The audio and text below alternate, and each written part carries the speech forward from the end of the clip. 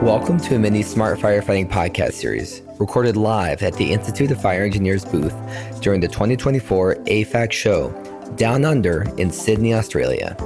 Throughout these conversations, we dive into critical issues like fire safety, emerging technologies, diversity in the fire service, and innovative solutions for emergency response. Enjoy these fascinating insights from leaders around the world on how we can build a safer and more resilient future. David Dow, historian and fire safety expert, explores the legacy of James Braidwood, the pioneer of modern firefighting. Braidwood's scientific approach to fire, focusing on airflow and finding the seat of the fire, revolutionized firefighting worldwide, influencing fire service in major cities like London, Sydney, and New York. All right, I think it's podcast 17 or 18, lost track of count now, but David, how you doing today? Yeah, good. How has AFAC been treating you so far? It's been really good, yeah. It's one of these amazing, bringing everybody in the fire sector together. I think it's really important that we maintain these exhibitions and the conferences. And I feel like one of the exciting things about being here, it's a lot of times we're looking forward and we're looking at some of the new innovations that are happening here. Yeah. But one of the things I've enjoyed in some of the dialogue with you throughout the week, even just before this podcast, is not only looking forward, but also looking backwards at some of our history, looking back in terms of how we got here, and why that's important to shape ultimately what we're doing here today. Yeah, help to shape the future. Yeah, sometimes we've got, the fire sector is actually, it's got quite a shared history. We tend to think that we've been doing stuff in silos, but in actual fact, when you trace back, there's only a few individuals that have had a really profound impact on the fire sector. And obviously we're going to talk about one of those individuals today. So yeah, let's talk into that. James Braidwood. Braidwood, yeah. So tell me about him. So James was born in 1800 in the city of Edinburgh. And you can tell by my accent, I'm also from... Good Scottish lad. That's it, exactly. Yeah, so James is one of these characters. He had a fairly good upbringing. His dad had a business. He was in the construction business, and James's father wanted him to become a surveyor or an engineer. So he was sent to the Royal High School in Edinburgh, which is quite prestigious. So he had a good education, a good background. James had other plans, though. James was always fascinated by fire and fire's impact on the built environment within Edinburgh. Now, Edinburgh back in the 1800s was quite an interesting dynamic of buildings, because you had stuff that was almost medieval, a lot of timber construction, and you had a lot of the new stone construction was coming along as well. And fire was a real risk because they were a bit like places like Boston and New York that you would be aware of. People were living on top of each other, and obviously we had open fires. We had the inception of things like matches, gas lighting, all these technologies that were coming along to make life better, but also the risk was starting to become more apparent for all this technology. So James, he brought together all of the insurance brigades. So a lot of people in the fire sector are aware of the fact that most of the fire brigades started as insurance companies. And it was, you needed a mark on your building. If you have the insurance mark, their brigade will attend and they will put out your building. But James could see the gap, because there's a lot of people couldn't afford, obviously, to insure their properties for various reasons. So he was the first one to bring together Edinburgh Council and all the different brigades within the insurance sector. And he started the Edinburgh Fire Engine Establishment in 1824. So hence 200 years ago, that was the first municipal fire service within the world. So yeah, so at the age of 24, which is now we think that's quite a young age to be put in charge of a fairly responsible position. So James took on the mantle of, we could call him the first master of fire, but yeah, he was the superintendent of the Edinburgh Fire Establishment. So he's sort of, at that point, started to literally write the book on what it meant to train to be a firefighter, what it meant to respond to fire service calls, and that's exactly right. Yeah, so he tried to find as much information as he could about training firemen, firefighters, the equipment they were using, and there was almost nothing out there. So rather than throw his hands up, he just decided, I'm going to write my own. I'm going to through attrition. I'm going to figure out what works best and start writing it down. So he started to write manuals. He started to write procedures. He started to design his own equipment. And yeah, so he basically started setting his own standards for his men. Yeah. And then, of course, here in the IFE, we're talking a lot about this intersection and connection between the fire engineering world and the fire response dynamic from James's perspective in terms of that fire engineering side and how buildings are built and how fires work and the science of fire. What was his work? Why was that so important to help bridge this gap between the fire engineering community and the fire response community? That's a great question. So James was one of the first people to identify the fact that if we need to extinguish a fire quickly and competently, we need to actually find the fire. We can't just turn up. Pre-Braidwood, a lot of the badly trained and badly organised brigades would turn up and they would simply throw water onto the outside of a structure. He was the first one to realise what we need to do is we need to actually find the seat of the fire. We need to get the water onto the burning materials. So he trained his men in ensuring that obviously as safe as they could, but they could actually get into the buildings, into the structures, and actually get the water to where it needed to be. So he trained these guys and girls in the science of fire. So he was one of the first ones to start realising about flow paths of air. So for instance, he had all the constables, the early inception of the police within Edinburgh. If they noticed there was a fire or the alarm was raised, he wanted them, because they were obviously on the streets, to go to wherever the fire was and try and close the door to the street so that we don't have a ready oxygen supply going into the structure to help to increase the fire. So yeah, he was the first one to really start thinking about this and maintain that. And then from there, he obviously started to get a little bit of, so for instance, within about 2 years of the start of the brigade, the instances of fire started to really drop within Edinburgh because they were getting to the jobs and they were extinguishing them a lot more proficiently. So the total losses just plummeted. There was no longer buildings being totally destroyed by fire. It was just a room was damaged or the floor was damaged instead of a total loss. Wow. So, so that then became noticed around the world. Yeah, the Royal Engineers in London, he went and presented to them on various occasions some of his inventions, some of his ideas, and then he started to get real traction within the rest of the world. People were starting to notice. And from, like you were saying, the master of fire, in terms of how he brought this ideology from the engineering side to help in the response side, it seems like this was something that, while yes, it was in Edinburgh and Scotland, it's had a global impact. Tell me more about sort of that, the kind of the positive domino effects and trickle effects of his work and how that led to some influence here in Sydney to other cities around the world.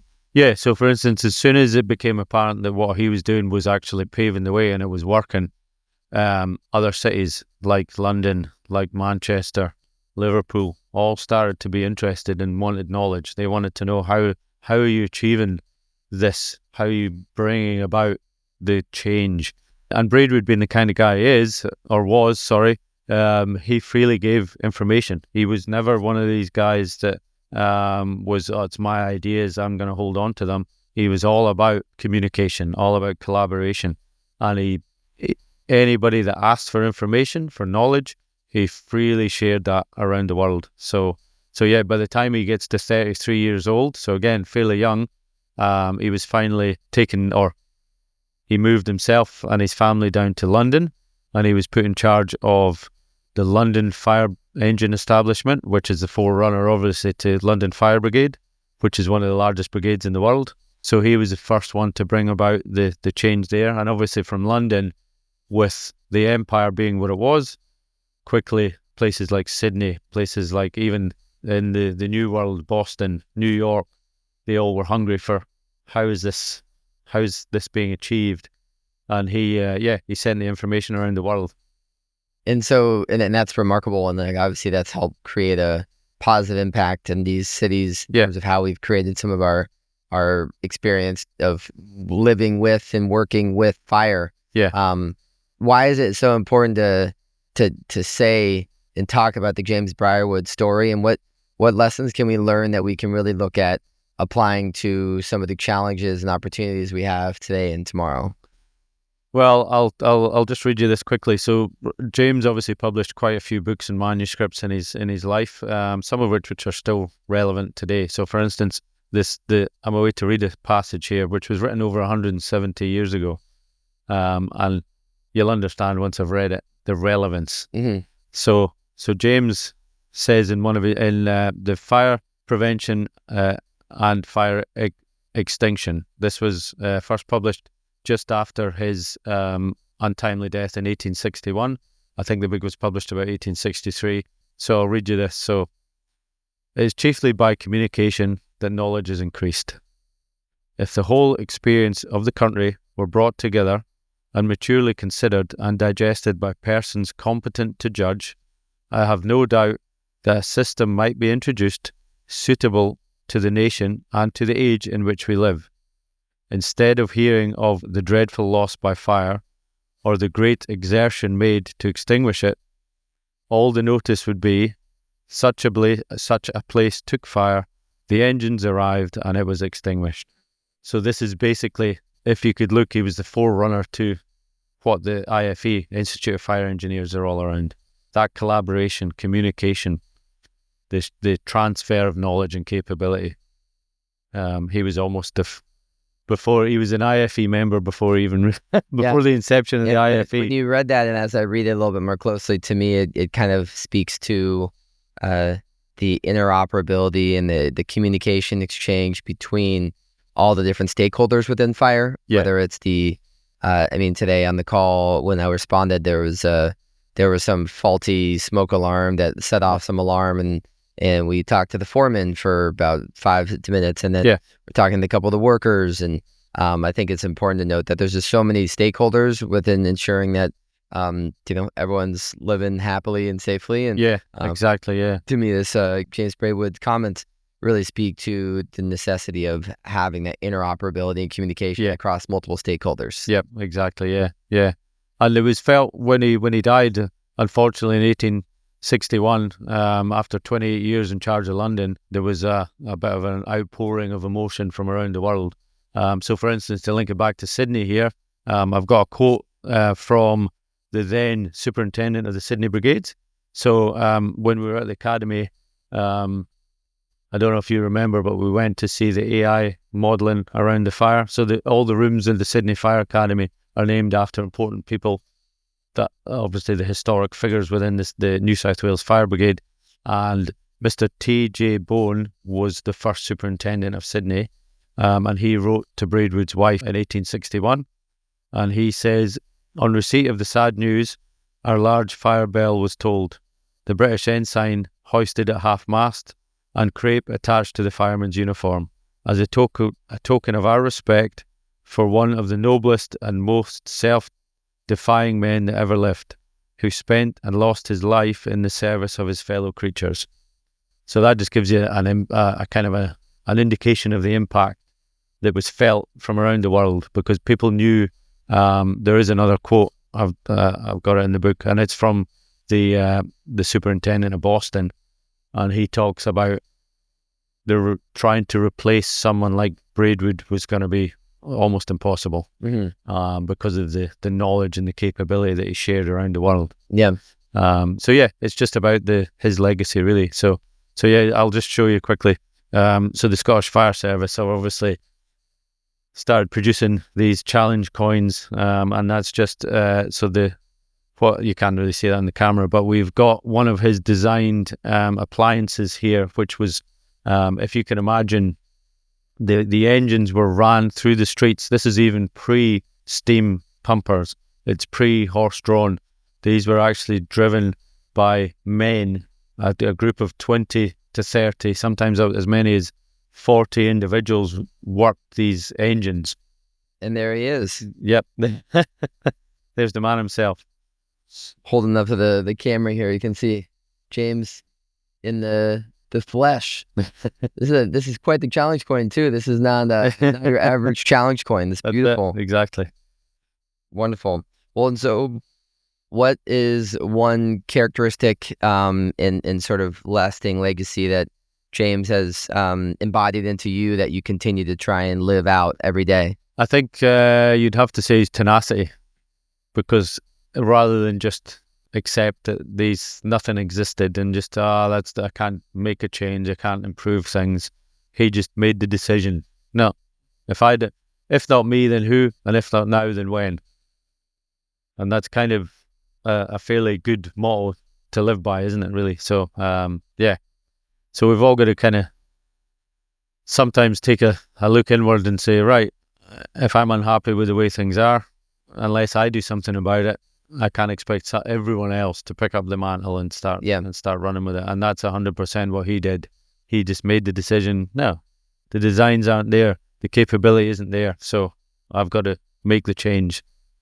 Well said. Well, I think we can all be a little bit more like James today and every day. Absolutely. Yeah. Well, David, it's a pleasure learning and listening and collaborating with you this week, and particularly getting a deep dive into all things James Braidwood. So thank you for the context. Thank you. Keep up the great work, and thanks again.